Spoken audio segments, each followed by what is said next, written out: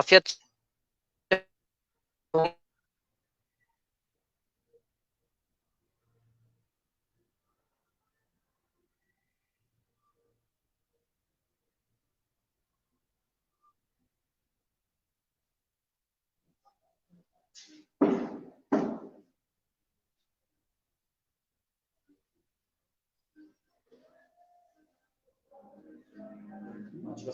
माहौल बना है, जिस तरह आजकल हवा नहीं है उसके ऊपर भागा। इनसे मैं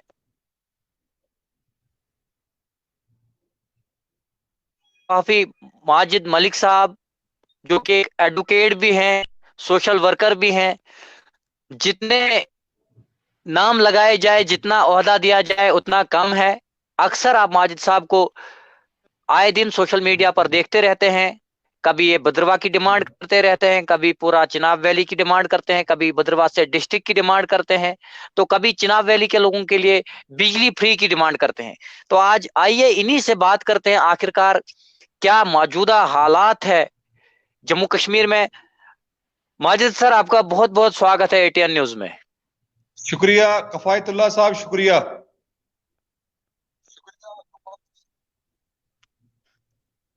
सर, बात करना चाहूंगा आज जो मौजूदा हालात है, डीलिमिटेशन का जो दूसरा दौर शुरू हुआ है, जिसमें सीटें बांटी गई है, एक सीट कश्मीर की तरफ फेंकी गई, 4 जम्मू की तरफ रुख किया गया। क्या कहना चाहेंगे आप एज ए एडवोकेट? आपकी नजर इसके ऊपर ज्यादातर रहती है। मैं सबसे पहले कफायतुल्लाह सईद साहब आपका शुक्रिया करता हूं और आपका धन्यवाद करता हूं कि आपने पहली बार अपने इस फेमस चैनल जो इस हमारे खित्ते चिनाब का है, इसमें मुझे डिबेट और डिस्कशन के लिए बुलाया है। और आज के जिस तरीके से डिलिमिटेशन का ड्राफ्ट पब्लिक में आया है 2 दिन पहले, जिसपे आज न सिर्फ खित्ते चिनाब में बल्कि पूरे यूटी में इस पे चर्चा हो रही है। जहां तक रिजर्वेशन का सवाल है, जिसमें एसटी और एससी को रिजर्वेशन के लिए डिलिमिटेशन कमीशन ने ड्राफ्ट में बताया है, हम इसका स्वागत करते हैं और वेलकम करते हैं कि इससे पहले ही प्रीवियस सरकार को ही चाहिए था कि जो हमारे शेड्यूल ट्राइब और शेड्यूल कास्ट तबका से ताल्लुक रखने वाले हमारे भाई हैं, उनको इससे पहले रिजर्वेशन मिलना चाहिए। लेकिन चलिए, देर आए दुरुस्त आए। लेकिन अब सवाल उठता है कि खित्ते चिनाब, बिल्कुल। क्योंकि आपका चैनल ज्यादातर हमारे खित्ते चिनाब में देखा जाता है, तो इसके हवाले से मैं बात करना चाहूंगा। इससे पहले भी कई बार हदबंदी डिलिमिटेशन कमीशन ने जम्मू कश्मीर में की है। और अगर खित्ते चिनाब की बात की जाए तो किसी का सर किसी और इलाके को लगा दिया और किसी की आंख और नाक काट कर किसी और में लगा दिया गया। मेरा कहने का ये बिल्कुल। आप बताना चाहता हूं मैं कि अगर अगर डोडा कॉन्स्टिट्यूंसी की बात करें हम जिला डोडा में, तो एडमिनिस्ट्रेटिव लिहाज से कासीगढ़ के लोग जिला डोडा के साथ है, जबकि उनकी विधानसभा की उनकी जो कॉन्स्टिट्यूंसी है, जो सीट है, उसका वोट कास्ट करते हैं वो रामबन कॉन्स्टिट्यूंसी में। इसी तरीके से अस्सर की अगर बात की जाए तो अस्सर के लोग, उनका एडमिनिस्ट्रेटिव यूनिट, उनका जिला डोडा आता है, जब उन्होंने वोट कास्ट करने हैं रामबन में। इसी तरीके से ठाठरी के लोग वो एडमिनिस्ट्रेटिव लिहाज से डोडा में आते हैं, जबकि वोट कास्ट करते हैं वो इंदरवाल में, यानी कि डिस्ट्रिक्ट किश्तवाड़ में वो कॉन्स्टिट्यूंसी है। तो हमारी ये उम्मीद है, हमारा ये मुतालबा है कि अभी फाइनल ड्राफ्ट नहीं आया है, अभी टेंटेटिव ड्राफ्ट डिलिमिटेशन कमीशन ने जारी किया है, तो उसमें अब समय आ गया है, अब वक्त की पुकार है कि जो अगर आप जो कासीगढ़ का हिस्सा है उसको डोडा के साथ रखिए, एडमिनिस्ट्रेटिव लिहाज से भी और असेंबली विधानसभा के लिहाज से भी। अगर आपने पूरा काटना ही है तो पूरा उसका एडमिनिस्ट्रेटिव लिहाज से और असेंबली के लिहाज से उन वोटरान को रामबन जिले के साथ रखिए। और अब समय आ गया है कि भद्रवाह कॉन्स्टिट्यूंसी की बात मैं करूं, जिस इलाके में मैं ताल्लुक रखता हूं, कि बहुत सबसे बड़ी कॉन्स्टिट्यूंसी इस जिला डोडा में भद्रवाह कॉन्स्टिट्यूंसी है। एक तरफ भलेसा का अलग ज्योग्राफिकल लोकेशन है और दूसरी तरफ भद्रवाह का अलग है। अब समय आ गया है कि भलेसा को एक अलग कॉन्स्टिट्यूंसी बनाया जाए और भद्रवाह को अलग कॉन्स्टिट्यूंसी बनाया जाए, क्योंकि एक कॉन्स्टिट्यूंसी होने की वजह से ना तो भलेसा में लीडरशिप उभर सकी और ना भद्रवाह में लीडरशिप उभर सकी। तो इसी तरीके से किश्तवाड़, मड़वा, दक्षिण की अगर हम बात बिल्कुल करें, किश्तवाड़ जिला के अंदर बहुत बड़ी कॉन्स्टिट्यूंसी है। और इन 70 सालों में जो प्रीवियस रजीम रही, उन्होंने सड़कें तक उन एरियाज के लिए नहीं बनाई, मड़वा के लिए रोड नहीं बना सके। कितने पसमानदा इलाके मड़वा दक्षिण के लोग हैं। तो एक हमारा ये भी मुतालबा है, आपके चैनल के माध्यम से मैं डिलिमिटेशन कमीशन से और मरकजी सरकार से मुतालबा करूंगा कि जिला किश्तवाड़ के अंदर भी मड़वा दक्षिण के लोगों को, बॉर्डर के लोगों के लिए एक अलग से कॉन्स्टिट्यूंसी डेवलप की जाए, कंस्टिट्यूट की जाए, ताकि अलग से कॉन्स्टिट्यूंसी डेवलपमेंट फंड आए और जो मड़वा दक्षिण बॉर्डर के लोग हैं, पसमानदा हैं, उनका भी विकास हो और उनकी भी डेवलपमेंट हो।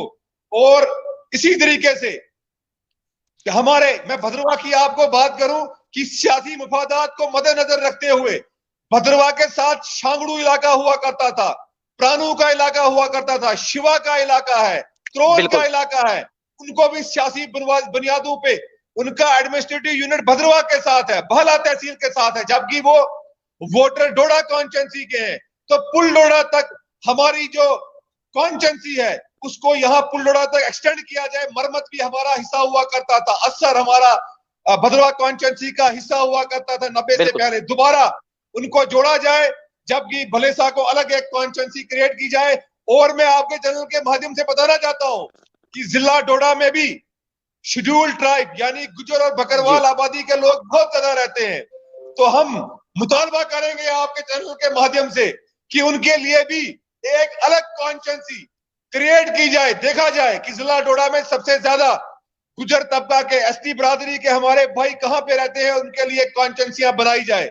जो ये नया जो ड्राफ्ट आया है, जिस तरीके से आपने हवाला दिया कि 7 सीटें जम्मू के लिए, जम्मू डिवीजन के लिए और 1 सीट कश्मीर के लिए, इन लोगों ने, इन सियासी पार्टियों के लोगों ने सिर्फ अपने मफादात, ये अपने हलवे मांडे के लिए शोर कर रहे हैं, जबकि पहाड़ी इलाके के लोगों को अपनी बात खुद रखनी होगी।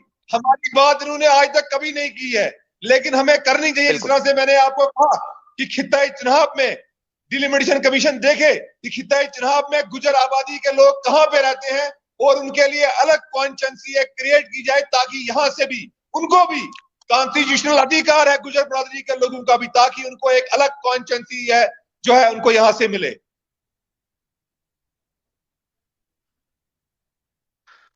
और साथ में सर बताना चाहता हूं फैजुल्लाह साहब, डिलिमिटेशन कमीशन से आपसे जानना चाहता हूं, सरकार को चाहिए कि अलग एडमिनिस्ट्रेटिव यूनिट, नए जिले भी कायम किए जाए, क्योंकि प्रीवियस रजीम में जब भी डिलिमिटेशन कमीशन का प्रोसेस हुआ है तो नए जिले, नए ब्लॉक और नई तहसीलें साथ में बनाई गई हैं।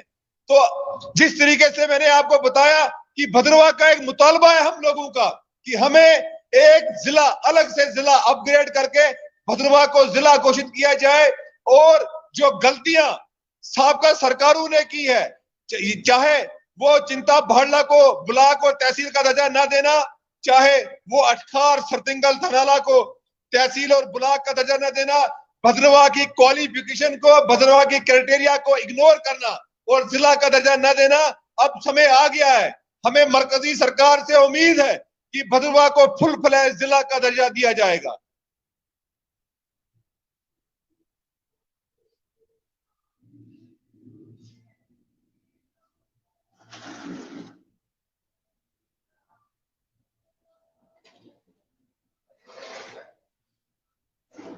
और मैं साथ में कफायतुल्लाह साहब आपको बता देना चाहता हूं कि हमारे पास रिसोर्सेज हैं। जिस तरीके से आपकी आवाज मुझे नहीं आ रही है, लेकिन मैं यहां से आपकी आवाज सुन सकता हूं। मैं बताना चाहता हूं, जो आपका सेकंड क्वेश्चन था, हमारे पास नेचुरल रिसोर्सेज हैं, सबसे ज्यादा इलेक्ट्रिसिटी हम जनरेट करते हैं, और उसके बावजूद सबसे ज्यादा कर्टेलमेंट इस खित्ते चिनाब में है। और आज जो लोग इस बिजली का रोना रोते हैं, ये सियासी लोग, इन लोगों ने ही, इन लीडरों ने ही इस खित्ते चिनाब के तमाम पावर प्रोजेक्टों को दिल्ली और पंजाब की कंपनियों को बेच दिया है, और किसी भी प्रकार की कोई भी सब्सिडी हमें मिलती नहीं है।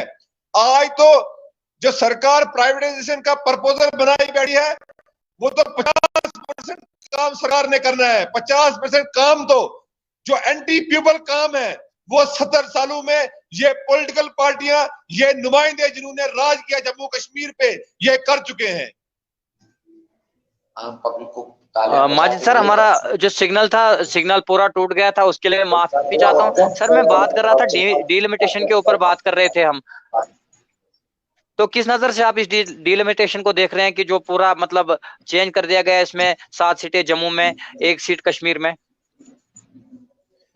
देखिए, सबसे पहले मैं कफायतुल्लाह साहब आपका शुक्रिया अदा करता हूं, और आपके channel all type of news का हम देखते रहते हैं। आपके चैनल को काफी मेहनत करते हैं और हर एक वर्ग को और हर एक इलाके को आप अपने चैनल पे जगह देते हैं मसाइल को उभारने के लिए।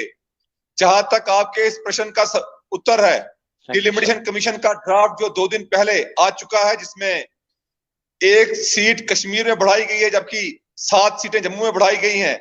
मैं इसमें यह बताना चाहता हूं कि हर एक वर्ग को ये एक गुलदस्ता है, हर इस गुलदस्ते की तभी खूबसूरती होगी जब आप हर एक फूल को इस गुलदस्ते में लाएंगे और जमा करेंगे, इसकी खूबसूरती बढ़ेगी।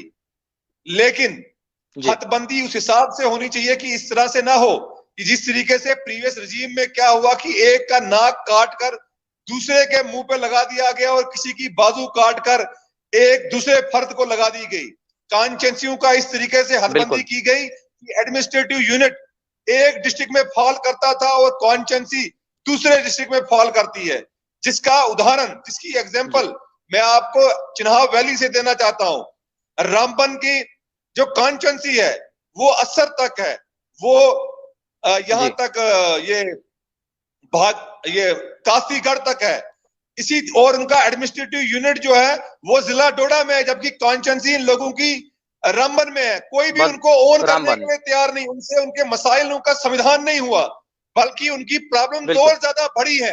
तो हमारी यह मुतालबा रहेगा डिलिमिटेशन कमीशन से कि आप इस तरीके से फाइनल ड्राफ्ट तैयार करिए कि तमाम जितनी लोग हैं उनके साथ इंसाफ हो, किसी के साथ नाइंसाफी ना हो, एक ही जगह उनका एडमिनिस्ट्रेटिव यूनिट रहे और एक ही जिले में वो वोट कास्ट करें।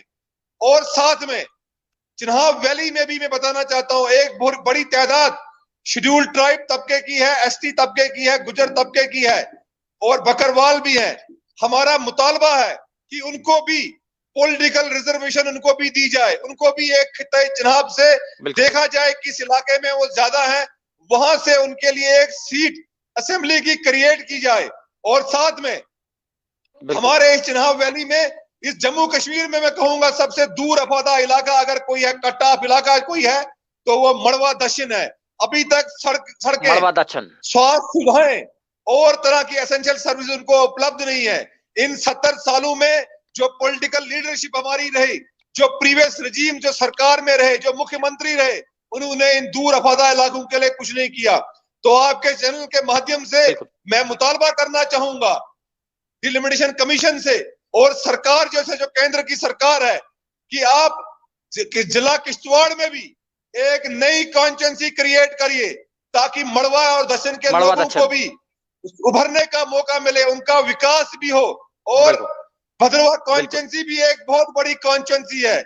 इसको हमें अपेक्षा है कि इस कॉन्स्टिट्यूएंसी को भी अब वक्त आ चुका है कि भलेसा को अलग एक कॉन्स्टिट्यूएंसी बनाया जाए, एक विधानसभा क्षेत्र बनाया जाए और भलेसा और भद्रवा को अलग अलग कॉन्स्टिट्यूएंसियां बनाया जाए ताकि भलेसा में भी नई लीडरशिप को उभरने का मौका मिले और भद्रवा में भी और भलेसा में भी नई लीडरशिप उभरे, जो कि कई वर्षों से एक कॉन्स्टिट्यूएंसी होने की वजह से ना तो इन इलाकों का विकास हो सका और ना नई लीडरशिप सामने आके उभर सका।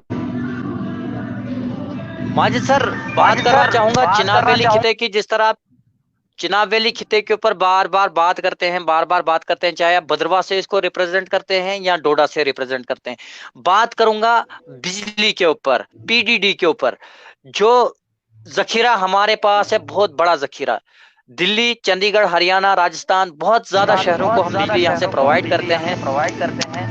केजरीवाल सरकार दिल्ली में हमसे बिजली लेकर फ्री देती है और जम्मू कश्मीर में प्राइवेटाइज हो रही है। किस नजर से आप इस चीज को देखते हैं? कितना नुकसान होगा जम्मू कश्मीर के लोगों को इस चीज से?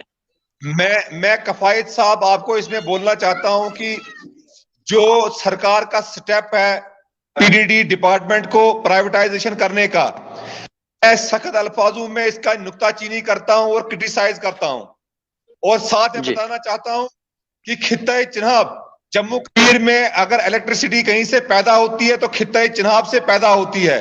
लेकिन हमारे लीडरान ने, जो पॉलिटिकल लीडरशिप यहां से रही है, उन्होंने हमारे खित्ता चिनाब को, आज पता हमें चल रहा है कि वो ये पावर प्रोजेक्ट दिल्ली और पंजाब की कंपनियों को बेच चुके हैं, और ना जी तो हमें रोजगार मिला जब वो सत्ता में थे, जो भी सत्ता में था, जी तो उन्होंने वादा किया बिल्कुल था कि आप रोजगार मिलेगा जब यहाँ पे पावर प्रोजेक्ट बनेंगे।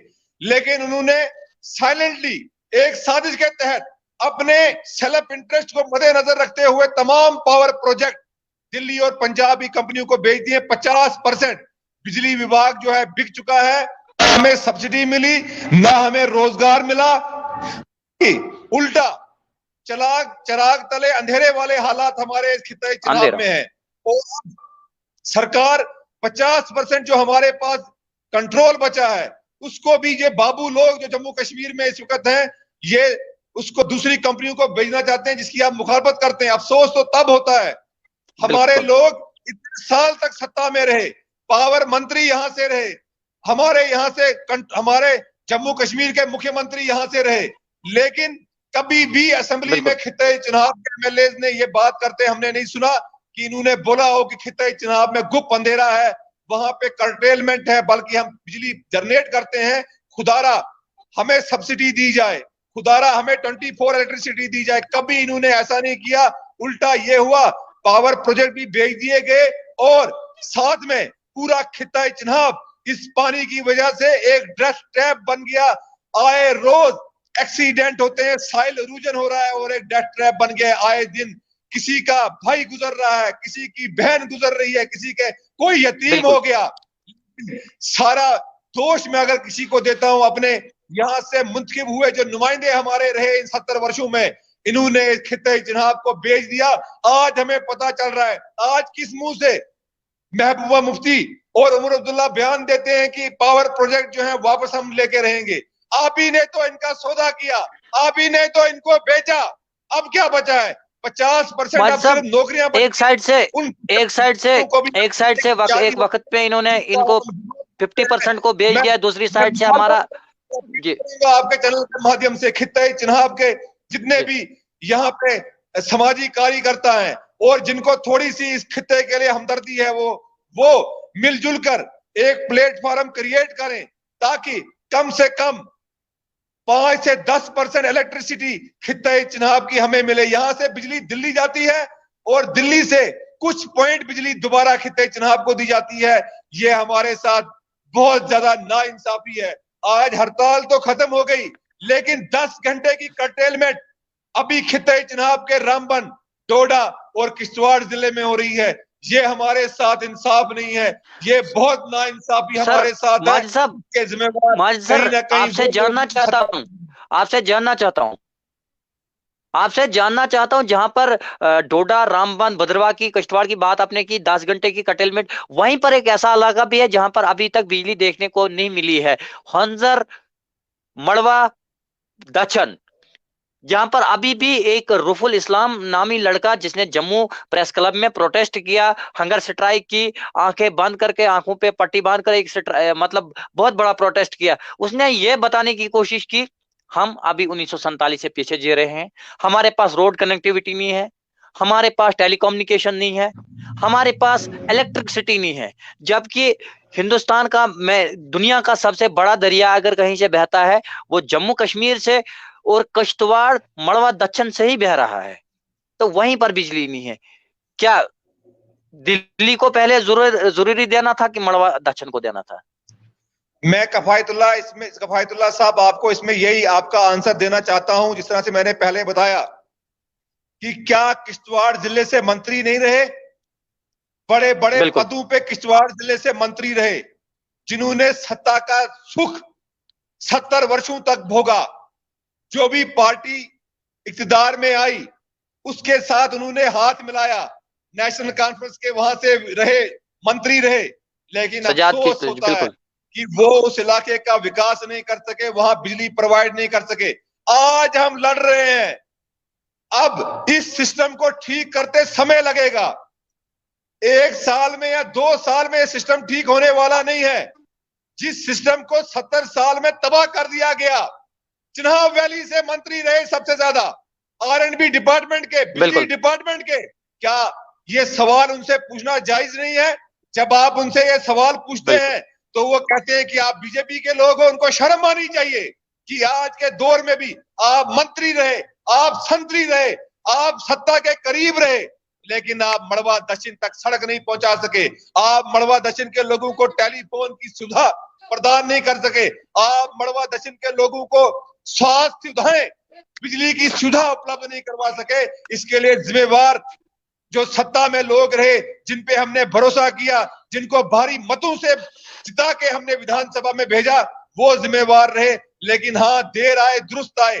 जिसने भी सामाजिक कार्यकर्ता ने जम्मू प्रेस क्लब के बाहर प्रदर्शन किया, जायज उसका प्रदर्शन है, हम उसकी सपोर्ट करते हैं और सरकार को आपके चैनल के माध्यम से रिक्वेस्ट करते हैं, गुजारिश करते हैं कि आप वहां की तरफ भी देखिए, उनके मसाइल को हल करिए। उनका फंडामेंटल राइट इलेक्ट्रिसिटी है, उनका फंडामेंटल राइट स्वास्थ्य सुविधाएं हैं, वो उनको प्रोवाइड होनी चाहिए। और लोगों को जागरूक होना चाहिए कि ऐसे जैसे सियासी लीडरान को, ऐसे जैसे सियासी राजनीतिक दलों को जिन्होंने हमारे साथ भेदभाव किया है, जिनके पास सत्ता रही है, अब समय आ गया है कि उनको इग्नोर किया जाए, उनको आइसोलेट किया जाए।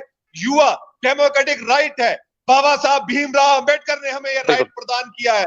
अब वहां के युवाओं को आने वाले समय में डिलिमिटेशन कमीशन हो रही है, वहां के युवा मैदान में उतरे और वो विधायक बने, हम अपेक्षा करते हैं, और अपने क्षेत्र का जो भी उनकी प्रॉब्लम्स है उनको असेंबली में उठाएं और अपना हक जो है वो हासिल करें।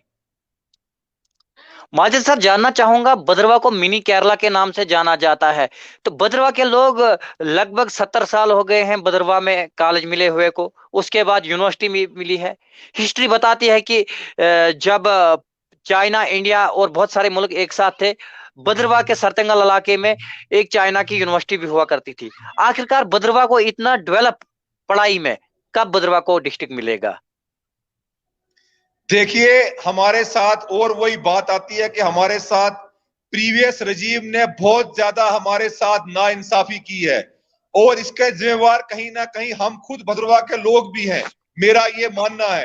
क्योंकि अगर आज की बात मैं आपको करूं, चाहे भद्रवा में बिजली हो ना हो, चाहे यहाँ पानी ना आए, चाहे यहाँ स्वास्थ्य सुविधाएं उपलब्ध ना हो, चाहे शिक्षा का कोई यहाँ पे अरेंजमेंट ना हो, जितने भी राजनीतिक दल के लीडर भद्रवा में है वो खामोश रहते हैं, कभी भी वो आम जनता की बात नहीं करते हैं। मैं जिस तरीके से मैंने आह्वान किया मड़वा दक्षिण के लोगों से, उसी तरीके से मैं भद्रवा के लोगों को हर दिन आह्वान करता हूं कि अब समय आ गया है कि उन पॉलिटिकल लीडर्स को आइसोलेट करिए, उनके पीछे मत चलिए, जिन्होंने अपना सेल्फ इंटरेस्ट हर जगह देखा है, जिन्होंने इस इलाके की बात कभी नहीं की, इग्नोर किया।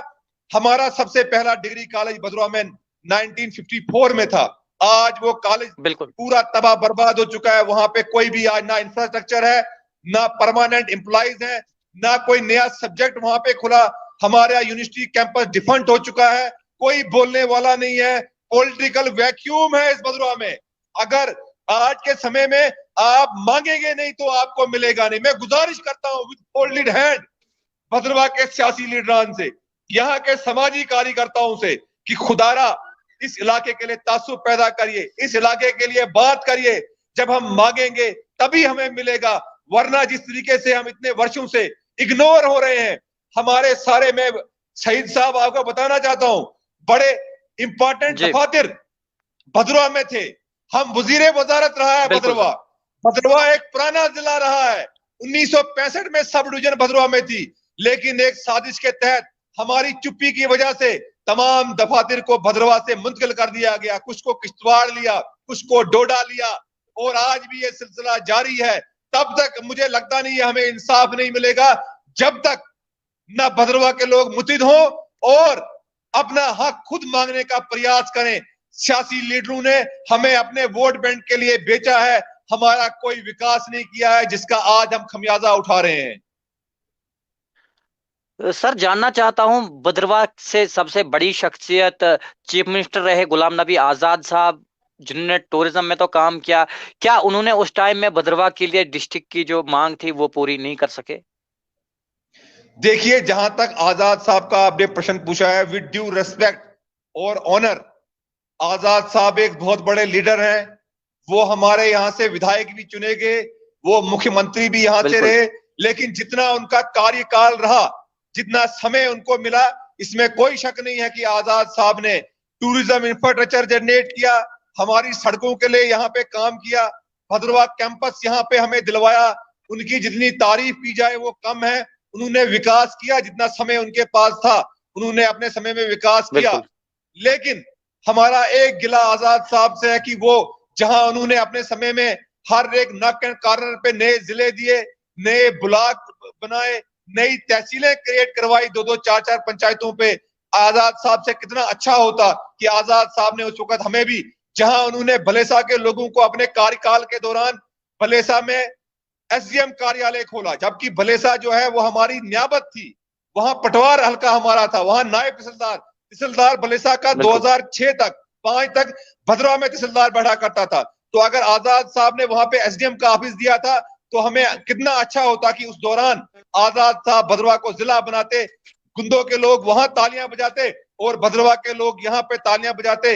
अब हम गुजारिश करेंगे आजाद साहब से कि अब वो पॉलिटिकल रैलियां जिला डोडा में कर रहे हैं, कल उनका यहाँ पे भद्रवाह में भी रैली है, वो थोड़ा सा डिस्ट्रिक्ट पे भी कुछ थोड़ा सा 2-3 अल्फाज जो है डिस्ट्रिक्ट के लिए भी बोलें और हमें डिस्ट्रिक्ट दिलाएं। हमें हर एक राजनीतिक दल से अपेक्षा है कि वो हमारी इस जायज मुतालबे को विदाउट एनी पॉलिटिक्स हमारे इस मुतालबे को कंसीडर करेगा और इसको केंद्र की सरकार के सामने रखेगा। हम आजाद साहब को भी आपके चैनल के माध्यम से, बहुत बड़े लीडर हैं, हमारे रहनुमा हैं इस भद्रवाह के, बिल्कुल वो हमारे इस मुतालबे को सेंटर तक पहुंचाएंगे, ये हमारी यूटी के राज्यपाल महोदय तक पहुंचाएंगे ताकि भद्रवाह को जिला मिले। आज भद्रवाह में बच्चा बच्चा भद्रवाह डिस्ट्रिक्ट की बात कर रहा है। दूसरा, ना हमें राशन चाहिए, ना मुफ्त राशन की बात हम करते हैं, हम बिजली के बिना भी रह लेंगे, हम पानी के बिना भी रह लेंगे, हम बड़े से बड़ा बलिदान देने को तैयार हैं। लेकिन खुदारा जो नाइंसाफी, जो ज्यादती हमारे साथ हुई है जिला न देकर, वो अब समय आ गया है कि वो जिला भद्रवाह घोषित किया जाए। और इसी को लेकर मैं आपको बताना चाहता हूं कि जनवरी के पहले हफ्ते में हम कुछ लाइक माइंडेड लोग मेरे नेतृत्व में हम जंतर मंतर पे जा रहे हैं और 2 दिन का धरना हम जंतर मंतर पे देंगे ताकि केंद्र सरकार तक हम अपनी इस डिमांड को, इस जायज मुतालबे को वहां पहुंचाएंगे। जिस तरह मैंने आपको बताया, मांगने के बिना हमें कुछ नहीं मिलेगा, हमें मांगना पड़ेगा। हमने हमेशा ये सोचा है कि कोई बाहर से आएगा, चम्मच में हमें दे देगा और हम वो सुविधा हमें उपलब्ध करवाएगा, लेकिन ऐसा होने वाला नहीं है। हमें संघर्ष करना होगा। जिस तरीके से हमने 3 यूनियन मिनिस्टर्स को मेमोरेंडम दिए, 2 एडवाइजर्स को मेमोरेंडम दिए, राज्यपाल महोदय को एक ओपन लेटर लिखा, इसी तरीके से हम अब दिल्ली जा रहे हैं जंतर मंतर पे 2 दिन का प्रदर्शन पीसफुल तरीके से, कानून के दायरे में रह के, क्योंकि जिला भद्रवाह एक लीगल डिमांड है, हमारा राइट है, बनता है, क्योंकि ये बड़ा ऐतिहासिक शहर है। अब इस मरकजी सरकार से भी हमें उम्मीदें हैं, क्योंकि जब नारा लगाया जाता है मोदी है तो मुमकिन है, तो मैं आपको बताना चाहता हूं मोदी है तो मुमकिन है, तो भद्रवाह के लोगों को भी उम्मीद है प्रधानमंत्री से कि वो हमारी इस जेन्युइन डिमांड मुमकिन हो जाएगा। मोदी जी से मुमकिन हो जाएगा। भद्रवाह भी कार्यालय भद्रवाह में काम कर रहा है, सिर्फ आपने डीसी को यहाँ पे बिठाना है और हमें यहाँ पे जिला देना है।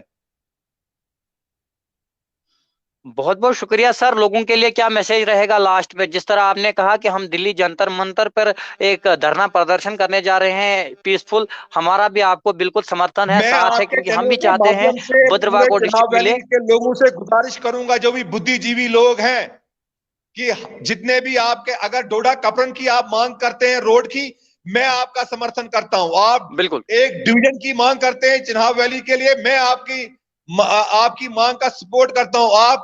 आप मड़वा दक्षिण के लिए रोड की बात करते हैं, स्वास्थ्य सुविधाओं की मांग करते हैं, मैं समर्थन करता हूं। लेकिन हमारा आपसे निवेदन है पूरे खित्ता चिन्हाव के लोगों से कि आप भी भद्रवाह जिले की जो हमारी जायज मांग है इसका समर्थन करिए विभिन्न प्रकार से। और जितने भी भद्रवाह के लोग दिल्ली में रहते हैं, जम्मू में हैं, वो भी चलें। हम जंतर मंतर पे जाएंगे जनवरी के पहले हफ्ते में और पीसफुल तरीके से केंद्र सरकार के सामने अपना पक्ष रखेंगे और मुझे उम्मीद है कि आज केंद्र में एक मजबूत सरकार है, अभी नहीं तो कभी नहीं आज हमें वो इंसाफ मिलेगा, क्योंकि मोदी जी का, प्रधानमंत्री जी का नारा है सबका साथ, सबका विकास, सबका विश्वास। और मैं कहना चाहता हूं उस विकास और विश्वास का रास्ता भद्रवाह जिले से होकर गुजरता है। हमें भद्रवाह जिला चाहिए और जो भी हमें भद्रवाह का जिला दे देगा हम उसके साथ हैं। और हमारी गुजारिश है कि डिलिमिटेशन कमीशन के प्रोसेस के साथ साथ भद्रवाह को एक फुल फ्लैश जिला जो है घोषित कर दिया जाए। बहुत बहुत शुक्रिया माजिद साहब। ये थे हमारे साथ एडवोकेट माजिद मलिक साहब, जो कि सीनियर जर्नलिस्ट भी है और आज भी जर्नलिज्म करते हैं, एडवोकेट भी है, साथ साथ में बहुत सारी डिग्रियां इनके जो पोजीशन है उसके साथ लगी हुई है। तो आपका बहुत बहुत शुक्रिया सर टाइम देने के लिए, और जो कीमती बातें आपने हमारे व्यूअर्स को बताई और साथ साथ में अपने व्यूअर्स को। आप बहुत अच्छा काम कर रहे हैं, मैं आपके कार्य को सराहता हूं। जिस प्रकार से आप जर्नलिज्म कर रहे हैं चिनाब वैली में, इस तरह के पॉजिटिव जर्नलिज्म की जरूरत है। आप इसी तरीके से कार्य करिए। जब भी आप जिस भी विषय पे हमें आमंत्रित करेंगे हम आपके साथ जुड़ने के लिए तैयार हैं और पूरा आपके चैनल को हमारा बहुत बहुत शुक्रिया माजिद सर, बहुत बहुत शुक्रिया माजिद सर। आप लोगों से भी गुजारिश है, आप देख सकते हैं कि बिल्कुल भी बिजली नहीं है, बिजली बंद है, तो बिजली के बगैर भी हमने लाइव किया। आप लोगों का भी हमें ताउन चाहिए इस बिजली के महकमे के लिए। इनसे गुजारिश हम करते हैं कि बिजली को खुदारा बिजली हमें उतनी प्रोवाइड कीजिए जितनी हमें जरूरत है। आप किराया लेते हैं, बिजली हमें दे दीजिए। खुदा हाफिज। बहुत बहुत शुक्रिया माजिद।